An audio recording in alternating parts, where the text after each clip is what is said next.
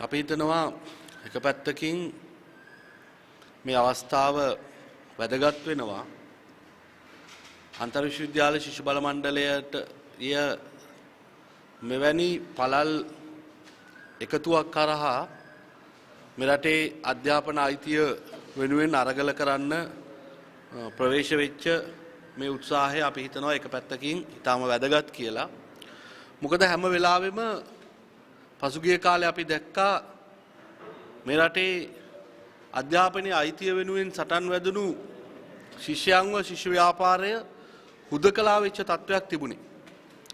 ඒ නිසා ඒ හුදකලාව සටන් වැදුණු තත්වය අභිබවලා විශේෂයෙන්ම මාළඹේ පෞද්ගලික වෛද්‍ය විද්‍යාලයට එරෙහිව මේ රටේ සියලුම වෘත්තීය සමිති බහුජන සංවිධානවල මෙවැනි පළල් එකතුවක් නිර්මාණය කරගන්න ලැබීම සහ එවැනි එකතුවට සම්බන්ධ වෙලා මේ අරගලයට දායක වෙන ලැබීම අපි හිතනවා ඊටාම වැදගත් කියලා. ඒ නිසා අන්තර් විශ්වවිද්‍යාල ශිෂ්‍ය බල මණ්ඩලයට ඒ ගෞරවය හිමි වෙනවා. ව්‍යාජ මධ්‍යස්ථාන වෙනුවට නිවැරදි දේශපාලන සටන්පාට ඇතුලේ මේ රටේ ජනතාවගෙත් දූ දරුවන්ගෙත් අධ්‍යාපන අයිතිවාසිකම් වෙනුවෙන් සටන් කරන්න ක්‍රියාමාර්ග තේරීම සම්බන්ධයෙන්. ඒ නිසා දැන් අපි හිතනවා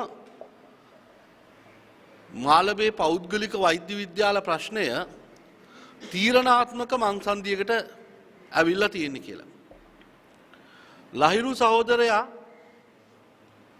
ප්‍රකාශ කළා වගේ ආණ්ඩුව මේ ක්‍රියාමාර්ගය අකුලා ගැනීම සඳහා මාළඹේ පෞද්ගලික වෛද්‍ය විද්‍යාලය අහෝසි කිරීම සඳහා මෙතනින් එහාට තව මොනවද බලාපොරොත්තු වෙන්නේ?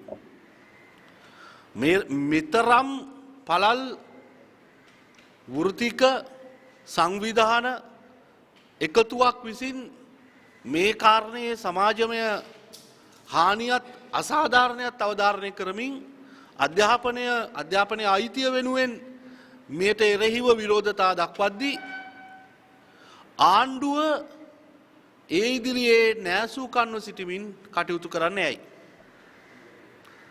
එනිසා අපි දන්නවා මේ ආණ්ඩුවටත් කලින් තිබුණු රාජපක්ෂගේ ආණ්ඩුවටත් මේ රටේ නව ලිබරල් ප්‍රතිසංස්කරණවල පාරම්බෑවට ඔය ගොඩක් දේවල් කරන්න බෑ.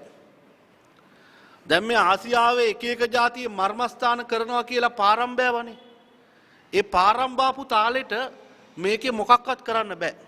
කරන්න පුළුවන් එක දෙයක් තමයි මේ රටේ අධ්‍යාපනයේ විකුණන්න ඉඩකඩ සලස්සලා පෞද්ගලික විශ්වවිද්‍යාලවලට ඉඩකඩ සලස්සලා අධ්‍යාපනය වෙළඳ භාණ්ඩයක් බවට පත් කරලා මේ දකුණු ආසියානු කලාපයේ අපට වඩා දරිද්‍ර රටවල් වල ශිෂ්‍යයන්ව මේකට ගෙන්න ගන්න උත්සාහ කරන එක. ඒ නිසා දැන් සයිටම් එක ගොඩ යනකම් තව විශ්වවිද්‍යාල නැත්තම් අධ්‍යාපනයට මුදල් යොදවන්න බලාගෙන ඉන්න ජාත්‍යන්තර බූවල්ලෝ මුදලාලිලා පොලිමක් බලාගෙන ඉන්නවා සයිටම් ගොඩ යනකම් මේවට පටන් ගන්න. ඒ නිසා මේක ආණ්ඩුවේ දේශපාලන උපාය උපක්‍රම පැත්තෙන් තීරණාත්මකයි.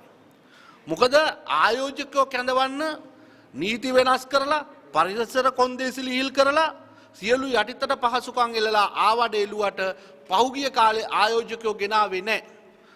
ආයෝජකයෝ ගෙන්නන්න බැරුව ගියා. ආයෝජකයෝ එන්නෙත් නැහැ. ඒ නිසා අධ්‍යාපනය සෞඛ්‍ය වැනි මේ රටේ ජනතාවගේ මූලික අවශ්‍යතාවයන් පෞද්ගලීකරණය කරන ක්‍රියාවලියේදී තමයි අන්න ඒවට තමයි ඔය ආයෝජකයන්ව ගෙන්නන්න පුළුවන් වෙන්නේ. දැනටත් පොලිමක් බලාගෙන ඉන්නවා මේ රටේ පෞද්ගලික විශ්වවිද්‍යාල ඇති කිරීම සඳහා ආයෝජනය කරන්න. ඒ නිසා මේක නෙවිල් ප්‍රනාන්දුගෙන් ඡන්දයට සල්ලි ගත්ත කතාවත් එක්ක විතරක් සම්බන්ධ ක්‍රියාවලියක් නෙමෙයි. මොකද නෙවිල් ප්‍රනාන්දුවේ 3-4 පැත්තටම වියදම් කළා. 3-4 පැත්තටම වියදම් කරලා තමන්ගේ ව්‍යාපෘතිය ගොඩ දාගන්න ඡන්දෙදි වැඩ කරා. ඒ නිසා දැන් නෙවිල් ප්‍රනාන්දුගේ කතාවක් විතරක් නෙමෙයි මේක. මේක රනිල් වික්‍රමසිංහ ආණ්ඩුවේ ආර්ථික ප්‍රතිපත්තියත් සමග සම්බන්ධ කතාවක්. ඒ නිසා දැන් අපි අහනවා සයිටම් එක ගැනත් මෛත්‍රීපාල සිරිසේන මහත්තයා පත්තරේ බලලාද මොනවා හරි කියන්නේ.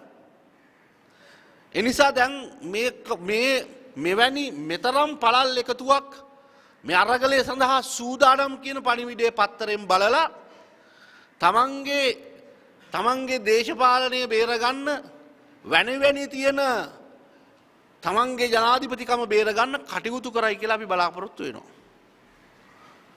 මොකද මහ බැංකුවේ කතාව බේරුණෙත් එහෙම.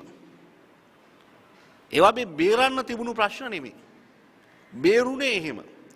එනිසා අපි ඊටාම පැහැදිලිව කියනවා මේ ප්‍රශ්නේ තියෙන්නේ තීරණාත්මක තැනක. ලහිරු සහෝදරයව සිරගත කිරීමේ සිට ශිෂ්‍ය ව්‍යාපාරයට එල්ල වී ඇති බරපතල මර්ධනය හමුවේ ආණ්ඩුව පෙන්눔 කරමින් හිටිනවා. ලේවලින් යකඩින් මර්ධනය කරලා තමන්ගේ ප්‍රතිපත්තිය තමන්ගේ වැඩපිළිවෙල ආයෝජකයන්ට පාවඩේලීම සඳහා කටයුතු කරන සූදානම් කියලා. ආණ්ඩුව සූදානම් ඒ ආකාරයෙන් නම් මෙරටේ වැඩ කරන ජනතාව කම්කරුවෝ වෘත්තීය සමිති අනිකුත් සියලු ප්‍රගතිශීලී ජනතාව ශිෂ්‍ය ව්‍යාපාරයේ සහායට මේ අවස්ථාවේ නොපැකිල සිටිනවා කියන පණිවිඩය අපි දැනුම් දෙන්න කැමතියි. ඒ නිසා ගනුදෙනු බේර ගන්න ලෑස්ති වෙන්නේ ඒ ආකාරයෙන් නම් මහපාරේදී ජනතාවත් එක්ක හෙට දවසේ ගනුදෙනු බේරු ගම්මු අපි ලෑස්ති. එනිසා සයිටම් අකුලන්න මෙරටේ වැඩ කරන ජනතාවත් එක්ක ශිෂ්‍ය ව්‍යාපාරයට ශක්තියක් වීම සඳහා අපි කළ හැකි සියල්ල කරනවා.